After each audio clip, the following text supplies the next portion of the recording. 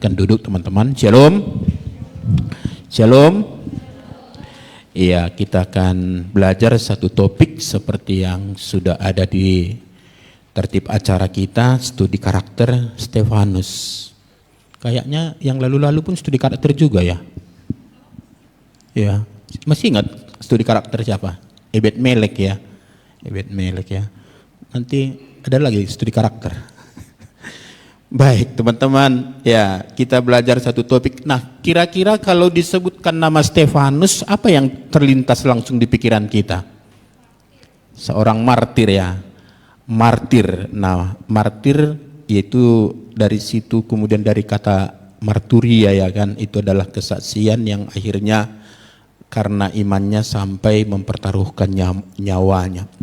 Nah, kalau kita belajar tentang Stefanus, nah itu kita akan berfokus kepada kisah para rasul. Nah hanya 2 pasal saja sebenarnya membicarakan tentang Stefanus ini, walaupun nanti berikutnya ada kutipan-kutipan yang disampaikan oleh Rasul Paulus, bagaimana dia kemudian juga ikut waktu itu di dalam pembunuhan Stefanus itu. Lalu yang Anda ketahui ada berapa orang yang bernama Stefanus di Alkitab? Oh enggak dipelajari dulu sekolah minggu ya. Ya enggak dipelajari dulu, cuman satu ya. Kayaknya cuman satu memang ya. Tapi coba kita ikuti nanti apakah memang cuman satu ya. Baik, kita membaca bagian pertama dari Kisah Para Rasul 6. Kita membaca ayat 1 sampai 7. Tentu ini bukan mewakili keseluruhan, ini hanya pembuka saja. Nanti kita akan lihat beberapa poin penting yang ada di Kisah Para Rasul 6 dan 7 ini. Saya akan membaca ayat pertama, kemudian teman-teman membaca ayat 2, demikian seterusnya. Kita bergantian sampai berakhir nanti di ayat yang ke-7. Ayat ke-7 kita baca bersama-sama. Kisah Para Rasul KPR 6 ayat 1 sampai 7. Kita mulai. Pada masa itu, ketika jumlah murid makin bertambah, timbullah sungut-sungut di antara orang-orang Yahudi yang berbahasa Yunani terhadap orang-orang Ibrani karena pembagian kepada janda-janda mereka diabaikan dalam pelayanan sehari-hari. Ayat 2.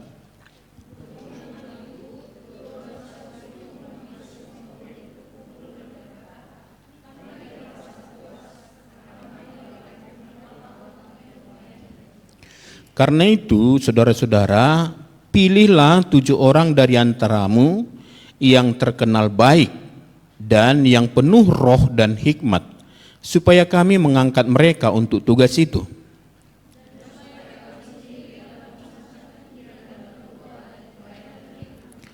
Usul itu diterima baik oleh seluruh jemaat, lalu mereka memilih Stefanus, seorang yang penuh iman dan Roh Kudus, dan Filipus, Prokorus, Nikanor, Timon, Parmenas, dan Nikolaus, seorang penganut agama Yahudi dari Antioquia.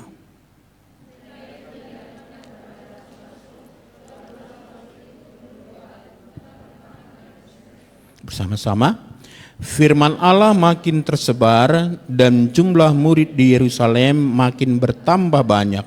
Juga sejumlah besar imam menyerahkan diri dan percaya. Nah, saudara-saudara yang dikasihi Tuhan, apa yang baru kita baca sebenarnya perkembangan dari gereja mula-mula setelah Pentakosta. Nah, kita ingat waktu Pentakosta terjadi turun Roh Kudus, lalu Petrus kemudian menjelaskan apa yang terjadi sekaligus juga menantang orang pada saat itu. Akhirnya ada 3.000 orang yang bertobat. Nah, lalu kemudian perjalanan terjadi, ada satu komunitas baru, lalu terjadi masalah. Masalah apa? Masalah janda. Ya, itu tadi masalahnya kan, janda-janda. Apa yang terjadi? Rupanya ada yang terabaikan, yaitu janda-janda yang berasal dari, itu namanya kaum Helenis ya, orang Yahudi yang berbahasa Yunani, mereka dari perantauan. Nah, yang masih ada di Yerusalem pada hari itu, lalu kemudian ada masalah, kemudian rasul-rasul itu kemudian mengatakan, kami tidak nyaman dengan situasi ini.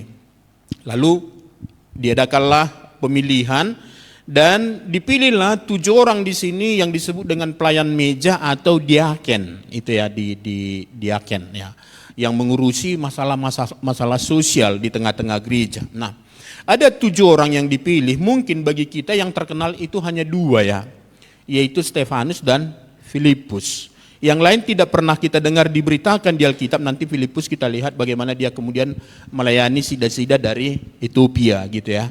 Nah, di sini ada Stefanus yang kemudian menonjol dikatakan, dan diberi catatan, hanya 2 orang yang diberikan catatan khusus di sini, yaitu Stefanus seorang yang penuh iman dan Roh Kudus. Lalu yang terakhir itu Nikolaus, seorang penganut agama Yahudi dari Antioquia. Itu menjelaskan kekhususan mereka. Nah, sekarang kita lihat Stefanus ini adalah tokoh yang sangat penting dalam kisah para rasul ini sebagai martir pertama yang rela mati demi imannya kepada Yesus. Ini nanti yang kita lihat di sini bagaimana seorang Stefanus, kalau kita lihat dari segi usia, lamanya dia menjadi orang Kristen, barangkali tidak selama kita. Karena ini masih awal sekali di dalam perjalanan gereja, tetapi kita melihat seorang yang agung, yang luar biasa, yang dipakai Tuhan, walaupun kita tidak melihat langsung dampak dari kesaksiannya, tapi ada hal besar kemudian nanti kita lihat yang terjadi, bagaimana ada satu orang yang kemudian bertobat luar biasa, dan kemudian membawa Injil keluar dari Yerusalem.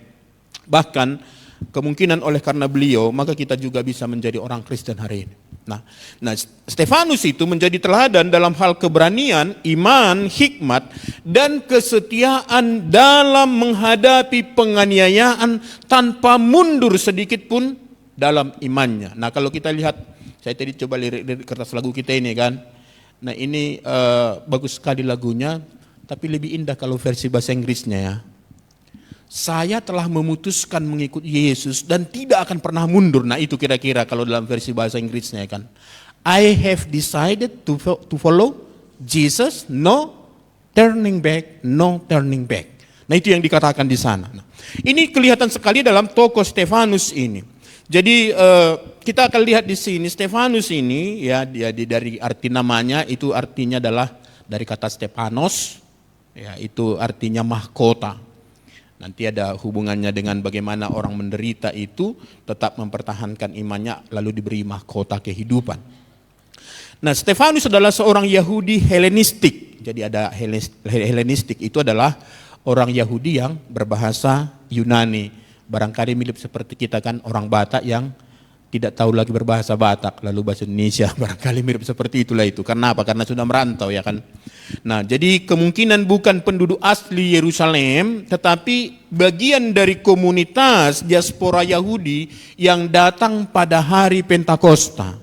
Jadi kita ingat peristiwa Pentakosta itu adalah satu perayaan besar, lalu orang Yahudi dari seluruh dunia biasanya mengusahakan datang untuk merayakan peristiwa itu. Nah, kondisi hidupnya sebelum mengenal Tuhan, nah tidak begitu dijelaskan ya bagaimana kehidupannya, beda dengan Paulus ya, nanti kita misalnya lihat ya, Paulus dijelaskan bagaimana dia awalnya, lalu kemudian bagaimana dia bertobat, lalu bagaimana berikutnya. Tapi Stefanus ini tidak begitu dijelaskan bagaimana dia di awal ya, tapi ia kemudian dikenal adalah seorang yang saleh, artinya apa? Memiliki reputasi yang baik sebagai seorang anak Tuhan. Nah, itu kita bisa lihat dari ayat 3 itu ya. Nah, pada masa itu dikatakan gereja mula-mula sedang berkembang, namun juga menghadapi perlawanan. Nah, kita lihat ya mulai pasal 4 itu atau pasal 5 kita lihat misalnya kan. Nah, ada rasul-rasul itu dihadapkan kepada mahkamah agama, lalu mereka dipenjarakan. Nah, sudah mulai terjadi penganiayaan di sana. Ya. Kenapa? Karena itu agama Kristen pada saat itu yang belum disebut agama ya pada saat itu dianggap satu aliran yang sesat yang keluar dari Yahudi yang sekarang mempertuhankan seorang yang disebut Yesus. Nah, itu pada saat itu. Nah, jadi mereka memang mengalami kemajuan, bagaimana mereka membangun suatu komunitas yang baik, sekaligus juga ada tantangan di sana kita lihat. Nah, maka kita lihat di sini Stefanus hidup pada zaman ini, dan sekali lagi kita lihat di sana Kristen sebenarnya pada saat itu kekristenan sudah semakin mengalami kemajuan. Nah, kisah hidup Stefanus, dan saya harap nanti teman-teman baca semua ya, kisah hanya 2 pasal saja. hanya 2 pasal saja, nanti pulang dari sini baca supaya melihat, karena nggak mungkin kita bahas semua ini dalam satu kali pertemuan ini ya. Karena begitu banyak sebenarnya keunggulan dari Stefanus ini. Teman-teman bisa baca nanti, melihat hal-hal lain lagi. Nah, saya hanya melihat hal-hal besarnya saja di sini. Nah, yang pertama saudara, keunggulan dan kelebihan tokoh Stefanus ini. Nah, Stefanus adalah seorang yang memiliki perjumpaan pribadi melalui iman dengan Tuhan Yesus. Nah, walaupun tidak dijelaskan di sini, kemungkinan besar khotbah Petrus pada hari Pentakosta itu, kita ingat itu ya, waktu kemudian mereka ada tiupan angin, lalu turun Roh Kudus, lalu ada nyala api di atas kepala mereka, lidah-lidah api, lalu mereka berbahasa roh, dan itu kemudian memancing ya orang-orang yang ada di Yerusalem itu untuk datang melihat. Ada yang mengatakan mereka mabuk anggur ya kan. Tapi kemudian Petrus menjelaskan, bukan, ini adalah penggenapan apa yang dinubuatkan oleh firman Tuhan sebelumnya. Maka Petrus berkhotbah panjang sekali di situ, akhirnya tantangannya kepada, berilah dirimu dibaptis, bertobatlah dan berilah dirimu dibaptis, percayalah kepada Yesus, itu kira-kira maksudnya. Akhirnya mereka percaya dan kemudian ada 3.000 orang yang bertobat. Barangkali Stefanus adalah salah satu dari orang itu. Jadi kemungkinan besar iman Stefanus ini atau pertemuan Stefanus secara rohani ya itu memiliki start yang jelas kemungkinan pada hari Pentakosta itu. Kenapa ini penting saudara-saudara?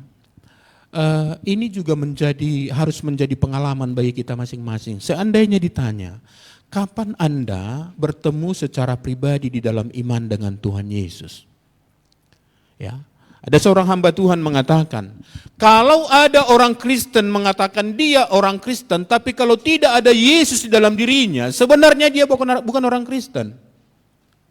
Nah, maka ini sesuatu yang mendasar bagi kita teman-teman di sini sebagai pemuda-pemudi mahasiswa, pekerja.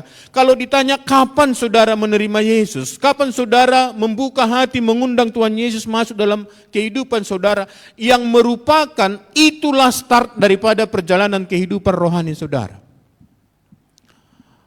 Ini harus jelas kapan menerima Yesus. Ya. Nah, saya sudah beberapa kali saksikan, saya dulu seorang yang sangat rajin beribadah. Tapi sampai tanggal 3 Oktober tahun 96, saya tidak mengerti kekristenan dengan baik. Lalu pada hari itu saya terima Tuhan Yesus melalui ada satu acara rohani.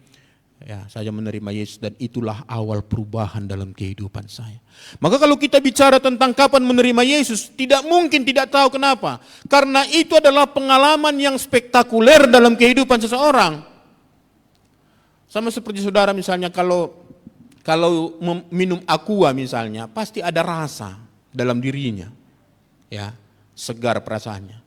Nah, demikian juga dengan menerima Yesus. Kalau dia menerima Yesus, paling tidak harus ada sukacita di sini, harus ada damai sejahtera. Kenapa? Yesus itu adalah Raja damai. Maka kalau saudara tidak memiliki pengalaman itu, perlu bertanya ulang, nanti tanya kakak-kakaknya di sini. Supaya dituntun, jangan kita menganggap sudah benar padahal tidak pernah menerima Yesus. Inilah sebenarnya start yang indah di dalam kehidupan Stefanus. Sekali lagi walaupun tidak dicatat di Alkitab, tapi bagaimana kemudian dia nanti berikutnya kita lihat dengan karakter-karakter berikutnya. Karena dia memiliki start yang jelas. Ya. Lalu yang kedua, apa karakter unggul daripada Stefanus ini? Setelah dia percaya atau menerima Yesus dalam kehidupannya, Stefanus adalah seorang yang memiliki pertumbuhan rohani yang baik. Stefanus itu memiliki pertumbuhan iman yang baik. Jadi dia tidak hanya cukup menerima Yesus. Oke, itu memang satu hal yang luar biasa. Sukacita besar dalam kehidupan kita, ada jaminan keselamatan di sana. Tapi apa yang berikutnya harus nyata dalam kehidupan kita setelah menerima Yesus? Harus ada pertumbuhan iman. Nah, apa ini indikatornya kita lihat di sini? Yang pertama kita lihat di sini, bukti pertumbuhan iman Stefanus yang baik itu, pemahamannya tentang firman Tuhan yang sangat luar biasa. Saudara kalau baca nanti bagaimana dia bersaksi di pasal 7 itu mulai ayat 2 sampai ayat 53. Dia adalah bisa dikatakan sarjana teologi yang luar biasa. yang kemudian menjelaskan banyak hal yang mungkin tadinya tidak kita mengerti, misalnya tentang panggilan Abraham. Kita bertanya, itu sebenarnya Abraham dipanggil kapan? Dari mana? Dari Ur Kasdim kah atau dari Haran? Dari mana? Di sini nanti kalau saudara baca, dijelaskan bahwa dia awalnya dipanggil dari Ur Kasdim, tapi masih ikut ayahnya Tera. Lalu kemudian mereka tinggal, udah berjalan dari Ur Kasdim, lalu berhenti di mana? Di Haran. Maka setelah meninggal ayahnya Tera, dipanggil lagi. Nah itu dijelaskan oleh Stefanus di sini, menunjukkan pemahamannya yang luar biasa. Secara doktrinal, saudara, Stefanus itu memiliki pemahaman yang luar biasa. Saya harap ini kita di sini, mudah-mudi orang Kristen sini, anggota PAP ini, harus memiliki pemahaman yang benar tentang doktrin-doktrin dasar kekristenan. Ya. Itu namanya ortodoksi. Ya. Jadi kebenaran-kebenaran dasar yang harus kita pahami. Dijelaskan detail sekali, dimulai dari pemanggilan Abraham itu sampai nanti kepada Yesus. Ya, walaupun hanya disebut di situ orang benar yang kamu bunuh. Ya, pada ayat 53 itu. Tapi Stefanus itu sangat luar biasa. Saya kira saudara itu sangat mengagumkan ya. Itu coba kita perhatikan ya. Kita saja kalau baca itu mulai ayat 2 ini, itu kalau kira-kira 1,5 lembar saya kira ya, khotbahnya. Ini ditulis seperti itu. Ini saja kalau dibaca saja dalam bentuk khotbah itu sudah lama. Ya. Dan saya tidak yakin dia waktu itu ada seperti saya, ada catatan khotbahnya seperti ini kan. Kan misalnya ayat 7, kata imam besar, benarkah demikian? Lalu waktu, bentar Pak ya, saya ambil dulu catatan saya ya. Saya mau jelaskan apa yang sedang terjadi. Kan enggak begitu kan? Dia langsung katakan, jawab Stefanus, hai saudara-saudara dan bapak-bapak, dengarlah, Allah yang maha mulia telah menampakkan diri. Terus berlanjut. Saudara jangan menjadi orang Kristen yang tidak mengerti hal-hal dasar di dalam iman kita. Saya kira di pemuda ini mengajarkan hal-hal yang luar biasa ya kan, hal-hal doktrinal. Jangan kita sepele dengan doktrin.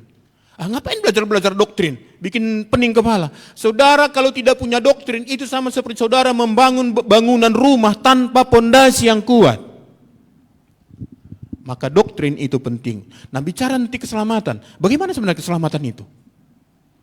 Benarkah keselamatan itu hanya ada dalam Yesus? Benarkah kalau kita sudah menerima Yesus tidak akan hilang keselamatan? Itu kan pertanyaan-pertanyaan yang perlu kita jawab untuk diri kita, untuk menguatkan iman kita. Tapi menarik sekali di sini sekali lagi saudara-saudara, bahwa Stefanus itu adalah orang yang memiliki pemahaman yang benar tentang firman Tuhan. Lalu yang kedua kita lihat, firman Tuhan yang dia pelajari itu ngefek dalam kehidupannya. Maka dikatakan karakternya sangat baik. Itu yang dicatat tadi dalam ayat 6 itu, ketika dibuat menjadi kriteria yang akan dipilih itu diaken itu, kriteria yang ditentukan apa? Karena itu saudara-saudara pilihlah 7 orang dari antaramu yang terkenal baik. Maksudnya begini teman-teman, kalau kita sudah mengerti firman Tuhan, itu harus terjadi transformasi dalam kehidupan kita. Karakter kita harus berubah. Jangan nanti kalau dibuat seperti karikatur hanya kepala kita yang besar kan penuh dengan firman Tuhan. Ya kan, keselamatan 100 gitu ya kan. Tentang Roh Kudus 100, Allah Tritunggal 100 misalnya begitu ya kan. Waktu sampai kepada tindakan yang digambarkan dengan kakinya mengecil tiba-tiba begitu. Stefanus itu luar biasa di dalam pertumbuhan imannya. Jadi pemahamannya dengan firman Tuhan luar biasa. Dan firman Tuhan yang dia pelajari itu, saya kira ini saudara-saudara penting bagi kita. Pertama, isilah otak kita ini dengan firman Tuhan. Mengertilah konsep dasar. Lalu apa yang kita pelajari itu, terimalah itu dalam hati. Banyak orang hanya tahu firman Tuhan, hanya di sini saja firman Tuhan dalam dirinya. Tapi tidak sampai menyentuh hatinya. Maka apa yang kita dengar, yang kita ketahui, terima di otak kita, masukkan ke dalam hati dan jadikan itu landasan untuk bertindak dan harus merubah kehidupan kita. Maka bagaimana kita berbicara, bagaimana mindset kita tentang pekerjaan misalnya. Bagaimana kita memahami itu? Apakah hanya mencari sesuap nasi dan sebongkah berlian? Itukah konsep bekerja bagi kita sekarang? Nah, orang yang sudah belajar firman Tuhan tidak seperti itu, saudara. Nah, jadi akhirnya kita lihat di sini, ya Stefanus itu yang memiliki karakter yang baik itu, ia benar-benar mencerminkan karakter Kristus dalam dirinya. Saudara, perhatikan nanti ketika ia dilempari, ia tidak mencaci maki, ia berdoa menyerahkan nyawanya kepada Tuhan. Ya. Dia tidak mencaci maki, itu persis seperti yang dilakukan Tuhan Yesus. Ya, ketika dia diperlakukan tidak adil. Ia mengasihi orang yang memusuhinya. Ia tidak ingin mereka dihukum Tuhan. Ingat waktu Tuhan Yesus disalib? Apa doa pertama? Ya Bapa, ampunilah mereka sebab mereka tidak tahu apa yang mereka perbuat. Dan ternyata model doa yang sama disampaikan oleh Stefanus ketika dia dirajam. Kalau kita baca nanti dalam Lukas 23 ayat 34a, dia berdoa, ya Bapa, ampunilah mereka sebab mereka di ayat kisah 7 ayat 60 ya, kita lihat di sana bagaimana dia berdoa dalam kisah para rasul 7 ayat 60. Jadi sama mirip sekali dengan doa Tuhan Yesus itu. Sambil berlutut ia berseru dengan suara nyaring, Tuhan, janganlah tanggungkan dosa ini kepada mereka. Loh, ini kan kalau kita kira-kira seperti itu gimana? Kalau kita dilempari, kita udah nggak salah dilempari, apa yang ada di hati kita? Makian kan? Tapi Stefanus tidak, saudara. Apakah dia tidak merasakan sakit itu? Pasti dia rasakan sakit itu, dilempari pakai batu. Dia manusia biasa sama seperti kita, tapi yang agung yang kemudian keluar persis seperti Tuhan Yesus ditunjukkan itu. Dia tidak meminta supaya Tuhan menghukum mereka. Tadi pagi dalam saat teduh kami, mungkin kita semua yang pakai santapan harian sama ya kan. Yohanes minta kepada Yesus karena orang-orang Samaria itu tidak mengizinkan mereka melewati daerah itu. Yohanes bilang, biarlah kami minta api dari surga supaya turun untuk menghanguskan mereka. Itu hanya masalah belum dikasih lewat dari daerah Samaria. Ya, sudah mau minta api supaya menghanguskan orang Samaria itu. Ini Stefanus sudah dilempari, saudara, bukan satu batunya kan. Ada enggak yang kena kepala? Ada. Sakit. Tapi dalam kondisi itu, dia justru memohon pengampunan Tuhan terhadap mereka. Persis seperti doa Tuhan Yesus. Ya Bapa, ampunilah mereka sebab mereka tidak tahu apa yang mereka perbuat. Lalu pertumbuhan imannya itu ditunjukkan juga dengan bahwa Stefanus itu adalah seorang yang penuh dengan Roh Kudus. Nah, penuh dengan Roh Kudus di sini yang dibicarakan teman-teman, itu bukan seperti Saul yang penuh Roh Kudus tiba-tiba. Lalu sebentar lagi keluar Roh Kudusnya, maka Saul kembali kepada kehidupan lama. Tapi di sini kita lihat ia penuh dengan Roh Kudus itu terus-menerus. Terus-menerus. Saudara kalau perhatikan di sini ya, di ayat 5 dijelaskan tadi, pasal 6 yang kita baca tadi ayat 5, mari kita perhatikan. Ya. Usul itu diterima baik oleh seluruh jemaat, lalu mereka memilih Stefanus yang seorang yang penuh iman dan Roh Kudus. Lalu saudara perhatikan di pasal 7 ayat 55 ya. Tetapi Stefanus yang penuh dengan Roh Kudus, saudara bisa lihat dari awal Stefanus itu seorang yang penuh dengan Roh Kudus. Sampai menjelang akhir hidupnya dicatat di sini dia adalah seorang yang penuh dengan Roh Kudus. Ini satu hal yang luar biasa teman-teman. Ya. Seorang yang saya kira dari segi usia pertobatannya itu masih sangat muda. Tapi dia memiliki kualifikasi rohani yang luar biasa. Nah, ia penuh dengan Roh Kudus sehingga ia penuh dengan karunia dan kuasa untuk mengadakan mujizat dan tanda-tanda. Itu dicatat di ayat yang ke-8 di pasal 6 itu. Ya. Itu luar biasa Stefanus ini ya. Dan Stefanus yang penuh dengan karunia dan kuasa mengadakan mujizat-mujizat dan tanda-tanda di antara orang banyak. Ini luar biasa teman-teman. Stefanus penuh dengan Roh Kudus, dia dikasih karunia dan kuasa untuk mengadakan mujizat. Jadi sekali lagi, ia adalah seorang yang penuh dengan Roh Kudus dari awal sampai akhir hidupnya. Full, ya itu istilah yang kalau teman-teman pernah dengar pengajaran Pak Tubing dengan ini, ada filled of Holy Spirit, itu dipenuhi tiba-tiba, tapi ada full, dia terus menerus. Full of the Holy Spirit. Terus menerus. Maka yang ada Pak, progresif. Semakin hari semakin dipenuhi, semakin hari semakin dipenuhi. Itu ada hubungannya dengan firman Tuhan yang dia pahami, firman Tuhan yang dia terima, firman Tuhan yang dia hidupi dalam kehidupannya. Maka berikutnya juga dikatakan bahwa dia adalah seorang yang penuh dengan hikmat. Kehadiran Roh Kudus dalam dirinya membuat dia juga menjadi seorang yang penuh dengan hikmat. Firman Tuhan yang dipelajarinya juga membuat dia menjadi seorang yang penuh dengan hikmat. Lalu apalagi indikator dia bertumbuh dengan iman? Di ayat 5 itu, apa yang menunjukkan bahwa dia bertumbuh dalam imannya? Di ayat 5 itu, di pasal 6 ayat 5, ia penuh dengan iman. Nah ini semua indikasi menunjukkan bahwa memang benar Stefanus itu bertumbuh dengan baik di dalam imannya. Dan nampaknya mungkin kalau kita buat grafik imannya, barangkali dialah salah satu ini yang bisa mencapai mirip sepertinya. Kita kan gini nih grafik iman kita kan. Ada pergumulan jatuh, ikut lagi PAP naik, ke gereja hari minggunya naik lagi, jatuh lagi. Kayaknya Stefanus di sini mungkin ya mendekati seperti inilah. Karena dia sama seperti kita juga manusia biasa, saya kira nggak ada seperti ini yang langsung lurus, nggak pernah jatuh gitu, tapi lebih stabil lah imannya. Nah, lalu Stefanus itu di dalam pertumbuhan imannya tidak goyah oleh karena pergumulan, ia tetap memiliki pengharapan kepada kemuliaan kekal. Maka kalau kita lihat nanti bahwa pandangannya tertuju kepada kemuliaan kekal. Nah dalam penglihatannya ia melihat Yesus berdiri menyambut di sebelah kanan Allah Bapa ketika dia dirajam seperti itu. Saudara,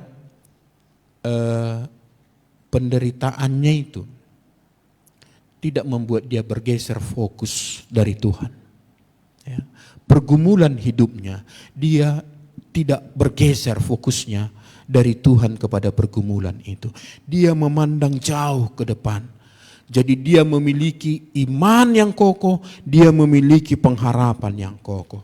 Nah apa yang membuat Stefanus seperti itu saudara? Saya yakin seperti yang saya katakan tadi. Pertama karena dia setia belajar firman Tuhan. Kemudian dia membangun relasi yang baik dengan Tuhan, HPDT ya kan. Dan dia tetap membangun komunitas bersekutu. Jadi teman-teman kalau mau seperti Stefanus ini, 3 hal ini nggak boleh lepas dari kita. Belajar firman Tuhan serius, baik secara pribadi maupun ibadah seperti ini. Dan yang paling baik, ikut dalam kelompok kecil. Teman-teman yang belum ikut kelompok kecil, nanti daftar kepada pengurus. Ini yang khotbah ini adalah produk kelompok kecil. Ya, saya produk kelompok kecil. Kan tidak semua kita nanti menjadi sarjana teologi karena kita belajar di sekolah teologi, kan tidak.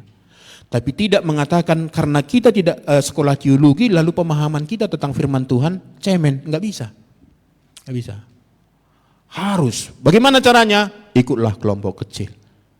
Jadi ini kakak-kakak kita ini walaupun sama seperti saya tidak ada sarjana teologinya, itu bukan kaleng-kaleng gitu loh. Ya kan? Itu layak dijadikan menjadi guru.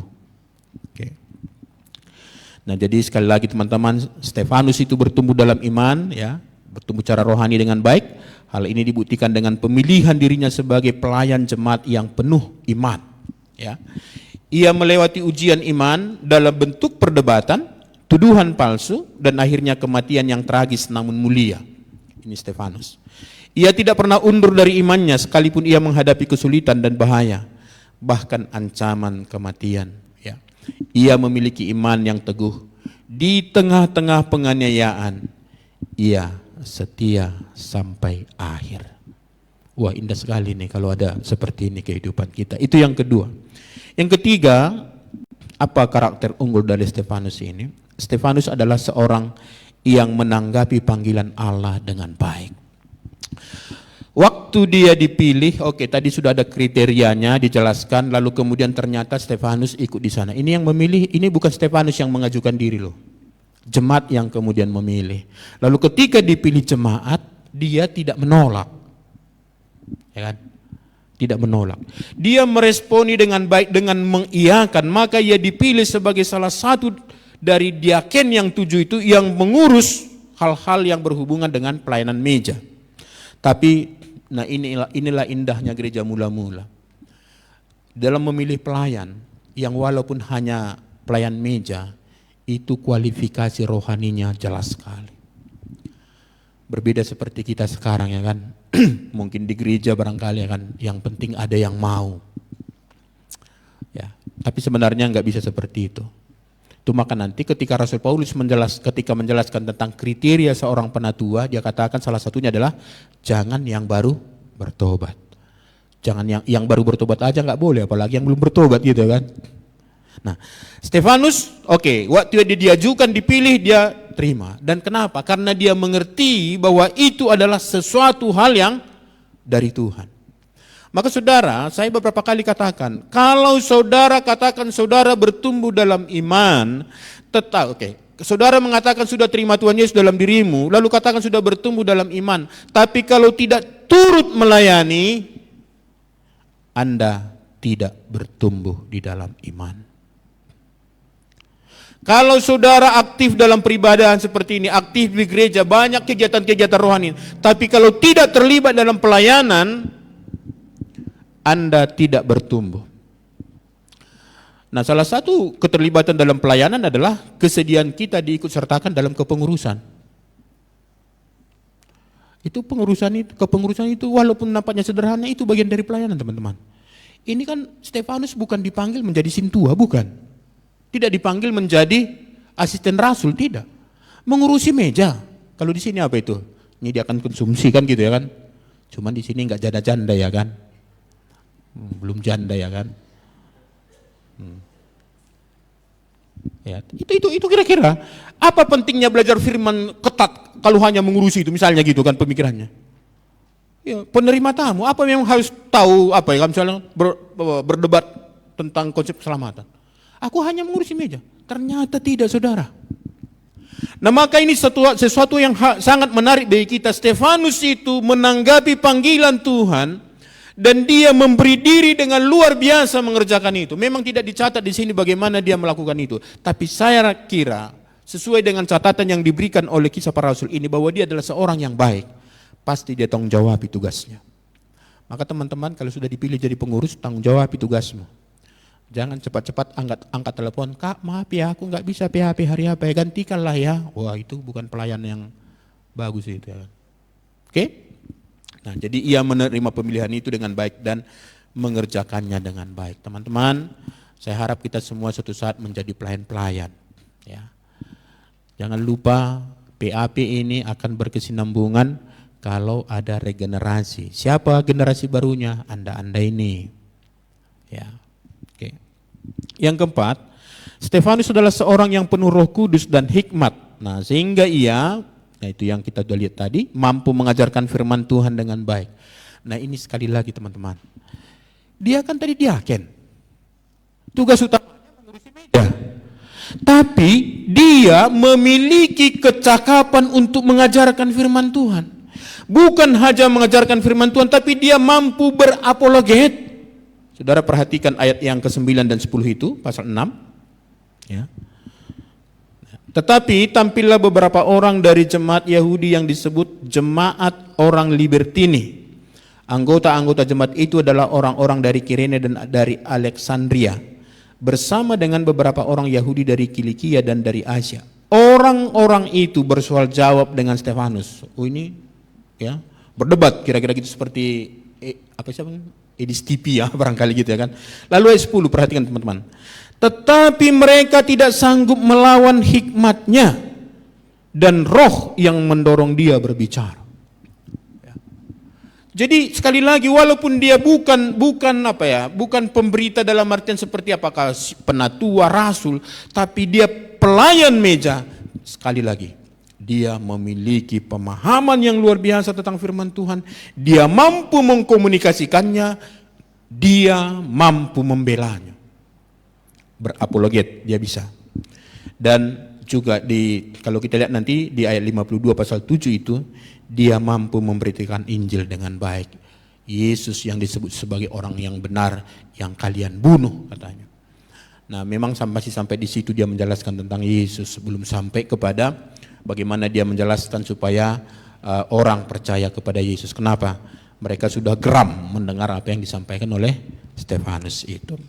Jadi sekali lagi teman-teman, sekalipun dia hanyalah seorang diaken, ya, tetapi ia memiliki kecakapan untuk memberitakan Injil dan firman Tuhan. Bahkan ia memiliki kemampuan apologet yang sangat baik. Mari belajar teman-teman. Ya, ada tokoh rohani di sini yang menjadi guru kita, teladan kita, yang akan kita bisa ikuti, ya, mengikuti jejak mereka sehingga kehidupan kita juga boleh menyenangkan Tuhan. Yang kelima, ya, karakternya di sini yang kita lihat di sini. Stefanus adalah seorang yang berani bersaksi dan setia sampai mati. Ya. Jadi dia tidak hanya bisa menyampaikan firman Tuhan, bisa berapologet, bisa menyampaikan Injil, tapi dia siap tetap berdiri membela itu sekalipun nyawa taruhannya. Itulah martir, teman-teman. Ya. Stefanus mampu menghadapi tuduhan palsu dengan hikmat dan kebenaran firman. Jadi ada tuduhan-tuduhan mereka itu bahwa Stefanus itu adalah orang yang mengkhianati Musa, apa dikatakan istilah dipakai di situ, ya. Dia kami telah mendengar, ayat 11, kami telah mendengar dia mengucapkan kata-kata hujat terhadap Musa dan Allah, itu di pasal 6. Jadi itu tuduhan, padahal Stefanus tidak pernah melakukan itu. Itu tuduhan yang disampaikan kepadanya. Dan akhirnya dia harus menghadapi satu konsekuensi yang di luar ekspektasinya, yaitu kematian. Tapi apa yang menarik dengan Stefanus? Dia tetap menjaga imannya, menjaga kesaksiannya, mati dalam keadaan bisa dikatakan sedang memberitakan firman Tuhan. Saudara,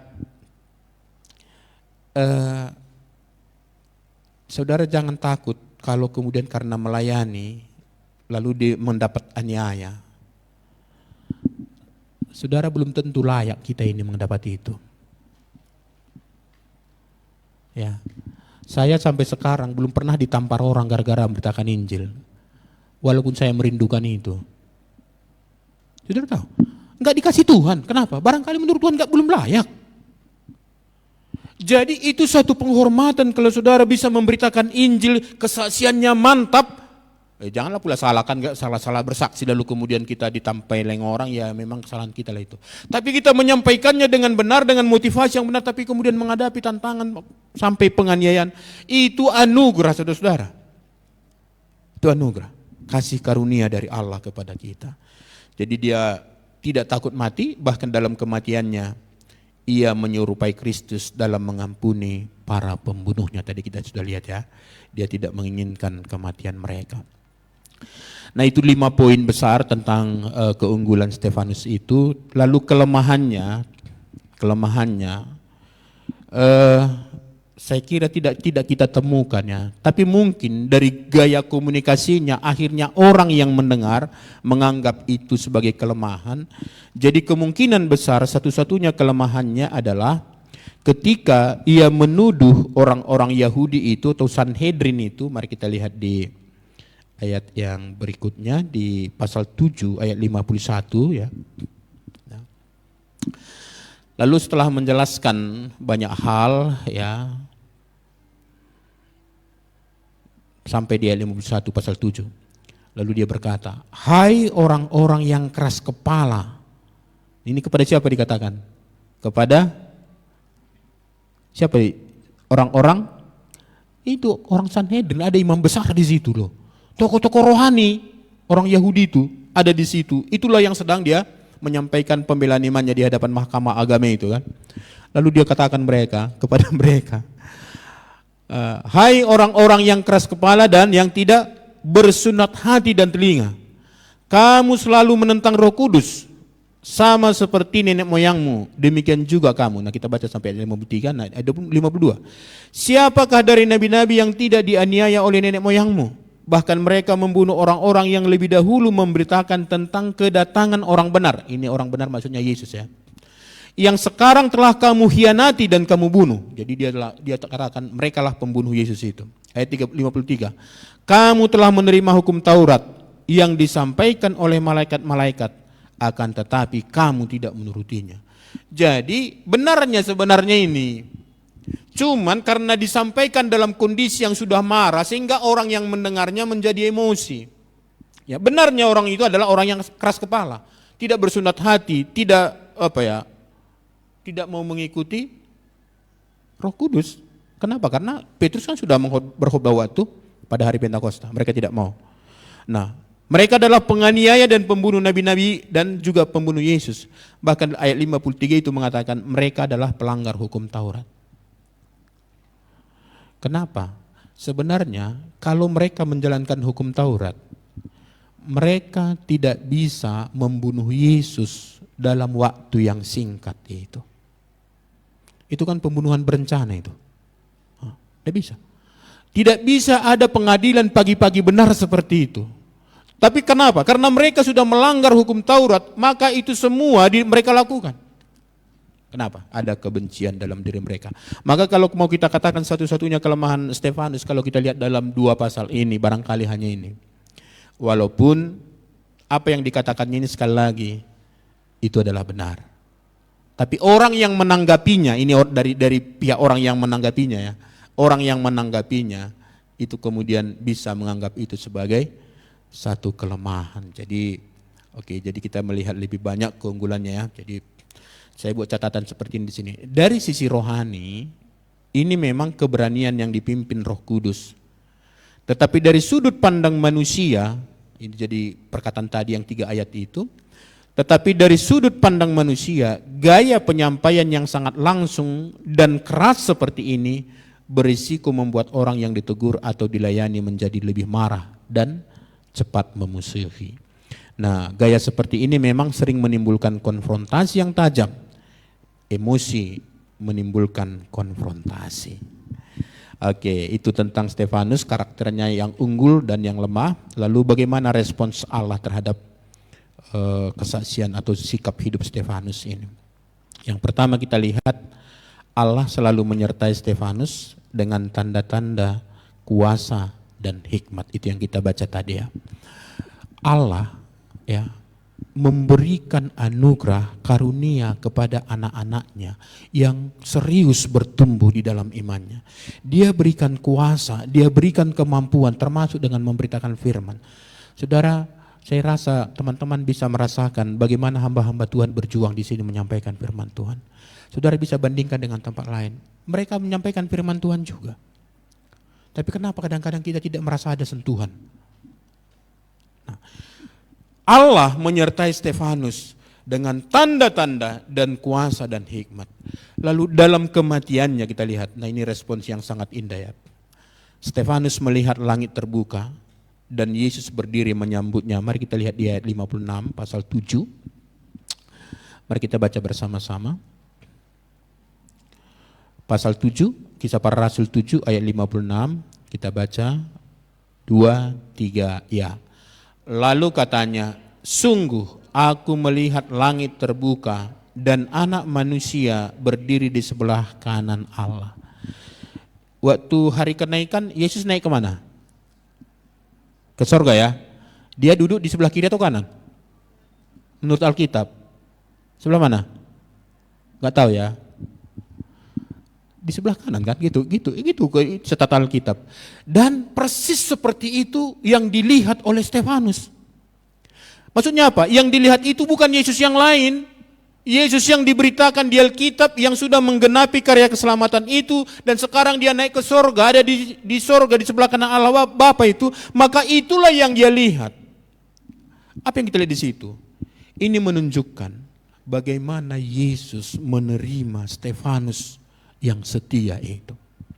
Ada juga yang menafsirkan, ini menunjukkan bahwa Yesus memberi penghormatan kepada Stefanus, hambanya yang setia itu. Begini kira-kira teman-teman, kalau saudara misalnya bersalaman dengan anak kecil, kalau tadinya, atau seperti teman-teman, kalau misalnya bersalaman kepada orang dewasa, kalau tadinya Anda duduk, Anda tetap duduk atau berdiri? Berdiri ya, ya, tanda penghormatan kepada yang lebih senior. Sudah kita berdiri, salam, taruh lagi gini ya kan, ke kening atau ke pipi ya. Oke. Lalu bayangkan kalau ada kemudian ada orang yang lebih muda dari saudara. Nah, tapi waktu saudara duduk, dia datang, lalu Anda berdiri menyalam dia, padahal dia jauh lebih muda dari saudara. Itu berarti Anda menghormati dia. Ini Stefanus manusia biasa ya. Manusia biasa, sama seperti kita. Dia manusia berdosa yang ditebus oleh Yesus. Tapi Yesus kemudian memberikan penghormatan kepada hamba-hambanya yang setia itu. Itu luar biasa teman-teman. Sampai Yesus berdiri. Jadi dua yang mau dikatakan di situ. Satu, penerimaan Yesus akan semua kesetiaan dari Stefanus itu. Tapi Yesus juga memberikan penghormatan, penghargaan kepada Stefanus. Ini luar biasa teman-teman. Luar biasa. Ya. Lalu apa peran Stefanus dalam kerajaan Allah? Ya, peranan Stefanus dalam rencana kerajaan Allah. Stefanus menjadi pelopor dalam pergerakan misi keluar Yerusalem. Nah, mulai dari sini nanti terjadilah penganiayaan besar-besaran ya kan. Tapi jangan lupa, justru karena penganiayaan itulah membuat Injil semakin tersebar sampai nanti ke Damsyik. Itu jauh sekali loh di utara. Kalau lihat nanti di peta itu ya, itu di sebelah utara ya. Stefanus menjadi pelopor dan pergerakan misi keluar Yerusalem. Nah, kematiannya memicu penganiayaan yang menyebabkan para murid tersebar dan memberitakan Injil ke berbagai daerah. Ia menjadi bagian penting dari perluasan gereja. Walaupun nampaknya tidak begitu nyata ya. Ada seorang bapak gereja yang mengatakan darah para martir adalah benih gereja. Pernah dengar itu? Enggak ya? Kalian dulu sekolah di mana?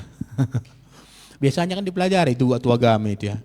Darah para martir itu adalah benih pertumbuhan gereja. Maka saya yakin teman-teman, di tempat-tempat di mana dulu banyak orang Kristen dianiaya, dibunuh, suatu saat itu akan menjadi orang Kristen. Ya. Sama seperti sekarang ini. Di mana banyak orang Kristen dianiaya, jangan dikira orang Kristen itu semakin dianiaya, semakin melempem, tidak. Orang Kristen itu apa istilahnya itu? Semakin dibabat, semakin merambat. Semakin disiksa, semakin teguh imannya, semakin maju. Ya, ini makanya nggak usah takut. Walaupun memang kita banyak berdoa ya dengan kondisi sekarang ini, banyak berdoa. Nah supaya Tuhan buka jalan. Perlu juga memang pembelaan-pembelaan di situ. Tapi jangan takut kalau suatu saat diizinkan Tuhan kita mengalami ini. Puji Tuhan. Kalau ada menetes darah kita ke tanah ini gara-gara memberitakan Injil, itu dihargai Tuhan luar biasa.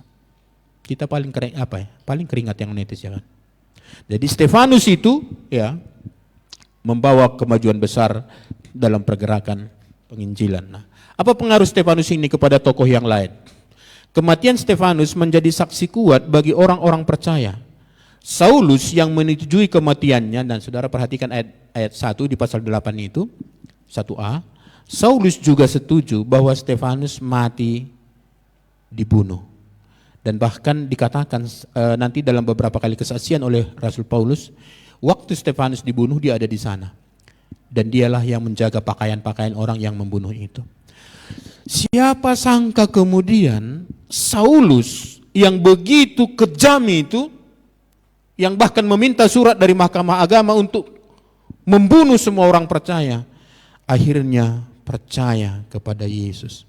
Saudara, ini ada sumbangsi dari Stefanus di sini. Dia pasti melihat ini orang kok lain ya, dibunuh, dilempari, kok enggak maki-maki, kok justru berdoa. Kok dia mengatakan aku melihat Yesus berdiri. Jangan kita pikir Saulus pada saat itu tidak tahu perkembangan yang terjadi. Dia pasti dengar juga berita tentang Yesus. Karena Saulus itu pada saat itu sudah masuk anggota Sanhedrin. Masih muda, tapi pasti dia tahu perkembangan di situ. Dia tahu nama Yesus. Maka kemudian dia akhirnya menjadi bertobat ketika dalam perjalanan ke Damsyik. Di tengah jalan dia bertemu dengan Tuhan Yesus. Lalu saudara-saudara, mungkin kita tahu ya, Paulus itu kemudian adalah orang yang paling terdepan membawa Injil keluar dari Yerusalem. Ya kan? Sampai ke Galatia, ke Efesus gitu kan. Sampai ke Korintus, daerah Akaya. Mungkin sudah mulai banyak juga pergumulan-pergumulannya, ada yang disebut dengan duri dalam dagingnya kan. Tapi saudara, sekitar 15 tahun kemudian, dia bertemu dengan seorang yang bernama Stefanus di daerah Akaya. Dan itulah buah pertama Injil yang diberitakan di daerah Korintus atau Akaya itu. Dan dialah yang membaptis itu. Saya kira ada begini kira-kira ya. Mungkin Paulus waktu itu udah mulai udah tua, udah banyak kelemahan. Lalu Tuhan ingatkan dia dengan satu sosok. Dulu kamu pernah bunuh seorang yang bernama dengan Stefanus. Tapi kemudian aku mengangkat engkau menjadi hamba-Ku. Lalu ditunjukkan dengan sekarang ada nama Stefanus gitu loh. Nanti buka di Alkitabnya 1 Korintus 1 ayat 16. Itu bukan Stefanus yang sama dengan kisah para rasul ini. Itu daerahnya berbeda. Dan di pasal 16 ayat 15 ayat 17 sampai 18 ada Stefanus juga di sana ya, yang dipakai Tuhan untuk menolong Rasul Paulus. Ya. Jadi kita lihat di sini bahwa Stefanus ini tidak mati konyol, tidak mati sia-sia. Injil yang disampaikan itu berbuah, darahnya yang tertumpah itu menjadi benih lahirnya gereja ya. Maka Stefanus saudara bisa juga dilihat sebagai lambang mahkota kehidupan ya. Jadi kira-kira itu simbolismenya atau tipologinya. Stefanus itu bisa dikatakan lambang dari mahkota kehidupan, simbol dari kemenangan iman. Ia menjadi tipologi dari gereja yang menderita tetapi menang dalam Kristus. Nah, jadi ada namanya mahkota kehidupan. Ya. Hendaklah engkau setia, ya, itu kata dalam Wahyu itu ya. Kita setia dan kita akan menerima mahkota kehidupan. Stepanos, ya mahkota itu adalah Stepanos ya. Oke, jadi saudara, kita bersyukur untuk tokoh ini, banyak hal tentu yang mau kita pelajari. Ya, dia tokoh yang luar biasa dalam gereja mula-mula yang kemudian membawa dampak sampai hari ini dan kemudian dicatat di Alkitab untuk mengingat bagaimana dia berjuang di dalam iman, menjadi contoh bagi kita. Maka marilah kita meneladani kehidupan Stefanus. Mari kita hidup penuh dengan iman, dipimpin oleh Roh Kudus dan siap menjadi saksi Kristus dalam segala situasi. Di tempat di mana kita bekerja, ya, di mana saudara kuliah, di mana saudara hadir, jadilah saksi Kristus. Mungkin akan menghadapi tantangan tapi maju. Nah, dan pengharapan atau pandangan kita harus tetap tertuju kepada kemuliaan kekal yang akan disediakan Tuhan bagi kita. Tuhan memberkati, amin. Mari kita berdoa. Kami bersyukur kepada-Mu ya Tuhan kami yang baik, kami boleh belajar seorang tokoh, hamba-Mu Stefanus di gereja mula-mula yang menjadi inspirasi bagi kami. Bagaimana seorang yang secara usia masih sangat muda di dalam imannya, tetapi dia sungguh-sungguh memiliki kualifikasi yang luar biasa. Seorang yang penuh dengan Roh Kudus, penuh hikmat, seorang yang memiliki pemahaman firman Tuhan yang luar biasa, seorang yang berkarakter Kristus di dalam kehidupannya, bahkan seorang yang rela mati demi imannya, demi Injil yang dia miliki, yang dia beritakan.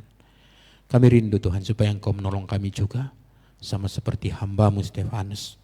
Kami juga boleh meneladani karakter hamba-Mu ini, sehingga hidup kami pun boleh sungguh-sungguh menyenangkan hati Tuhan. Terpujilah Engkau Tuhan Allah kami yang baik, dalam nama Tuhan kami Tuhan Yesus kami berdoa. Amin.